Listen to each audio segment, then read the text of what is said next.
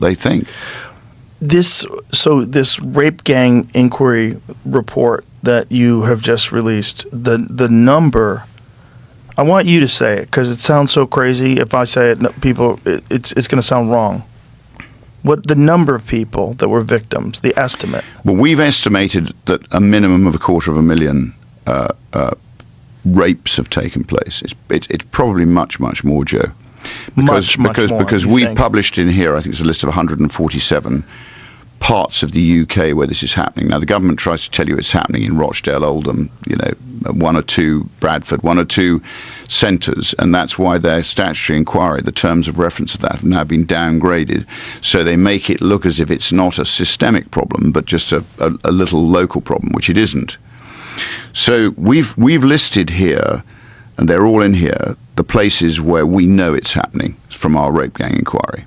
But every time we publish this, Joe, I get people emailing us or sending us messages on social media to say, what about Red Ruth in Cornwall? What about, it's happening here, it's happening here, it's happening here. So I think it's incredibly widespread. And there's other people who've corroborated that 250,000 figure. That's an incredibly conservative figure.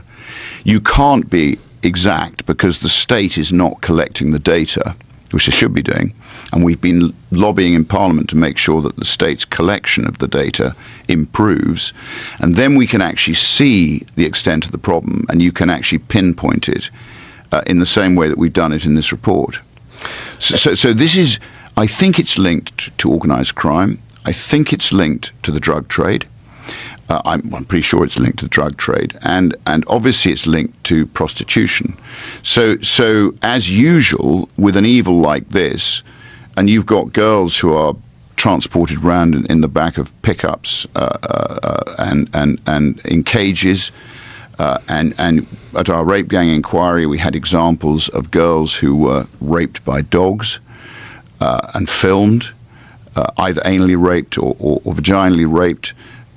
And literally watched, filmed, and a lot of it's about servitude and about, there's other stories in here about women having to lick the feet of their rapists.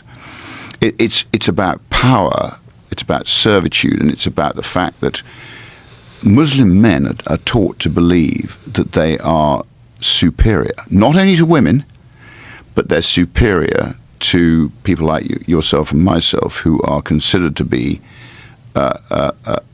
if you like, the infidels.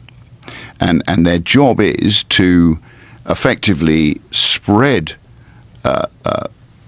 Islam and effectively punish the infidel. And as you probably know, in the Crusades, if you lost to Saladin and you were a Knights Templar, a Crusader, you had two choices. You either converted to Islam or they killed you.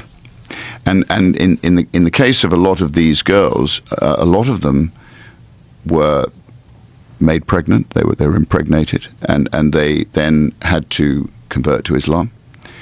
Some of them were trafficked to Saudi Arabia, Pakistan, other parts of the world. So look, I mean, this is a massive national scandal, and I'm hoping, now I'm an MP, we've written this report, and this should stimulate debate. We've sent a copy of this on a PDF to every MP, and we're going to send this printed copy to all of them as well. Because everybody in power should look at this, and they should start to correct it immediately. You use the term, or the term is used, rape gang. Why are you saying gang? And this is an organized practice? Yes. So it's not as simple as Islamic men are raping poor white girls. It's that they go out in gangs specifically for this purpose. These are properly organized gangs who are grooming and abusing young girls as young as 10 or 11, and then literally trafficking them around the country. We know that from the testimonies we've had. So originally, when I went into Parliament, I was elected late. So I was elected in July 24. So at the tender age of 67. We heard them being referred to as Asian grooming gangs, which I think is a misnomer because it's unfair on, for instance, the Japanese or other Asian cultures who don't do this. So thanks to Elon Musk, we actually did, and as you're quite right, thanks to him giving us a free speech platform, and Facebook's thankfully followed as well. So he's led the charge through his purchase of what was Twitter. So when I gave a speech in Parliament where I said they're not Asian grooming gangs. I'm going to call them what they are. They're Pakistani Muslim rape gangs. So I said this in Parliament. So Jamie will be able to drag it up if he goes on to the, because everything goes into Hansard. And I gave this speech, and it caused shock in the House of Commons. Now, look, I'm not the smartest kid on the block, but what I do in Parliament is I tell the truth. So, I'm only interested in telling the truth and getting to the truth and changing the way in which we govern. That's what I've gone into Parliament for. I haven't gone into this. I give my parliamentary salary to charity. I'm a reasonably successful person who's lived his life. I've been chairman of a football club. I don't know if you're interested in Premier League football, but I was chairman of Southampton, so I built the stadium for Southampton. I used to play competitive hockey, and I built up the youth academy at Southampton. I loved, the best day of my life was when we got to the cup final in 2003. We lost 1-0 to Arsenal, but it was the most amazing experience for everybody. So look, I'm not doing this because I want necessarily to be doing it. I'm doing it because somebody's got to do it. And if we're going to change Britain, we've got to get the public to buy into what we're doing.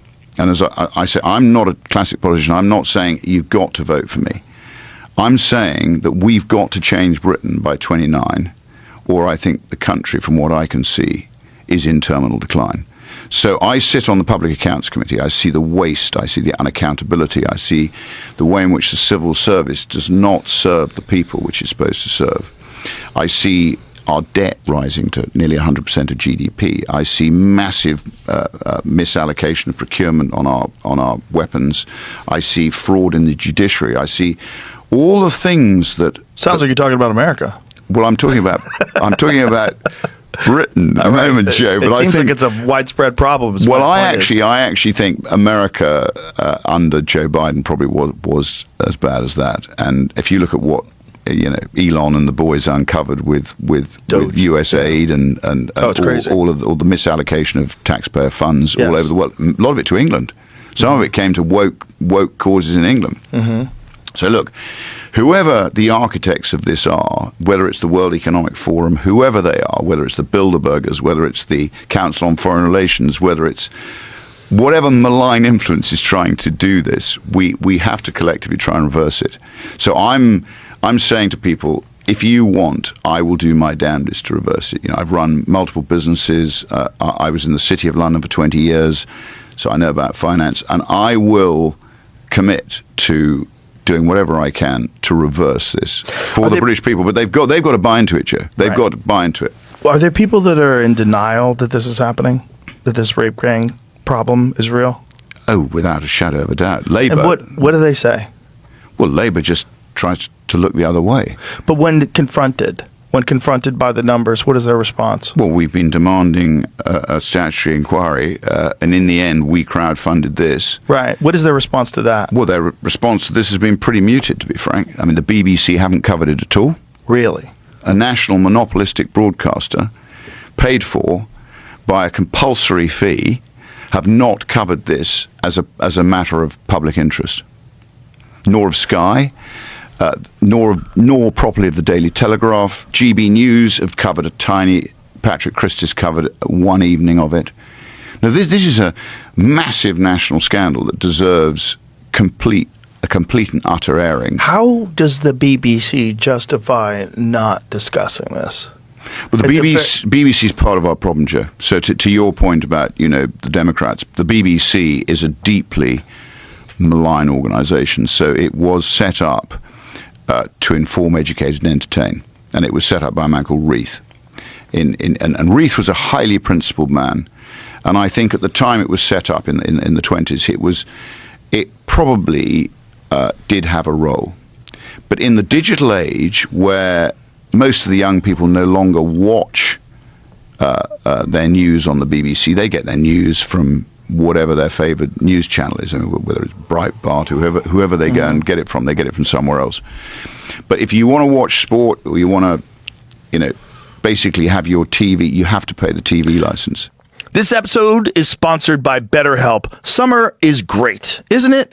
It's the perfect season for adventures, but it can also be pretty exhausting juggling chaotic schedules and trying to make the most of summer. That's why it's important to take a moment for you. Go out for a weekend without planning anything and just have fun, or relax at home. Or if you're really struggling, try therapy with BetterHelp. With a network of over 30,000 quality therapists, they can connect you with the right one, just like they have for millions already across the globe. Together, you can work out what you need and how you can enjoy summer to the fullest. You don't have to say yes to everything this summer. Find support in therapy. Sign up and get 10% off at betterhelp.com/JRE. That's better, HELP.com/JRE. There's still a problem that I'm sure exists in England just as it exists in America. There's a certain subset of our society, a large percentage of our society, particularly older people, that things are not legitimate unless they're discussed in corporate media. And that if it's not in the New York Times, if it's not on CNN, if it's not, fill in the blank, then it can't be completely legitimate. It has to be a fringe thing. It has to be a conspiracy thing. They still need these sort of legacy establishments to give them the news, because that has been the way they grew up. That has been how they were trained. Yep. And in their mind, they don't understand the internet completely. They don't go on Twitter. And so all that stuff to them is it's just too fringe. So that's always going to be a problem. And if someone like the BBC doesn't cover this stuff, for a lot of people that are woefully ignorant, they can still kind of claim that ignorance and dismiss it because the BBC isn't covering it. That's exactly right. I mean, that's a very good summary, because the BBC historically was totally trusted, and their news bulletins were designed, as I say, to be impartial completely. And being a public sector broadcaster, their job was to cover matters like this and create debate. But as we know, monopolies go bad.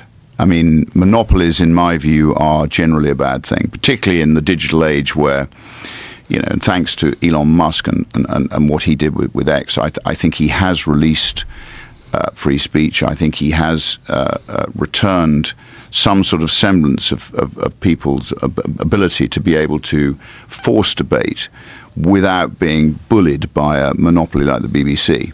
Right. So if I ever get near power, I will responsibly defund the BBC as one of the first things I do. I think the BBC is dripping poison into the veins of Britain every day. What other examples of what the BBC is doing do you think is dripping poison? Well, I think a lot of their coverage is not objective. It's woke. I mean, they're into all this DEI. They're into obviously the LGBTQ+. They're into all of the things which I think, as we said earlier, probably came from this Democrat period. But it's been happening for a long time. I think if you look at the Labour Party, again, I don't know if you've ever heard of the Fabian Society. No. So the Fabian Society was set up in the 1880s. And it was basically most of the Labour front bench and most of the Labour Party are members of the Fabian Society. So the Fabian Society, George Bernard Shaw was a member of the Fabian Society. You'll have heard of George Bernard Shaw. So it's the most extraordinary organisation. Their emblem is a wolf in sheep's clothing. As if that doesn't tell you what they're doing. That's their emblem? So can I see what that looks like? That's their emblem. It's a wolf in sheep's clothing. Fabian Society? The Fabian Society. I need to see that. You should have a look at that. I might have to get a T-shirt. And shall I tell you what else they were? I need a T-shirt. Shall I tell you what else they were? They were eugenicists originally. Whoa. Yes. When? Well, how far back? George Bernard Shaw. Look at that. That is damn crazy. Well, everyone should look at the Fabian Society because that runs deep through the veins of Labour. That is damn crazy. What do you think of that? That is damn crazy. So, ladies and gentlemen, if you're just listening to this Fabian Society coat of arms is really a black wolf that has a sheep's body strapped on top of its back. and it's like covering its butt. This is insane. That's crazy. That what a complete disdain for anybody else's intelligence. Like they're not even trying to hide it. They're just like they're all members. The front bench are all members of the Fabian Society. So that coat of arms. Keir Starmer is also a member. I need a T-shirt, Jamie. Please order it. You want to hold anything? you want a Fabian Society T-shirt? Yeah, just for a goof. I think it'd be hilarious. But no, so that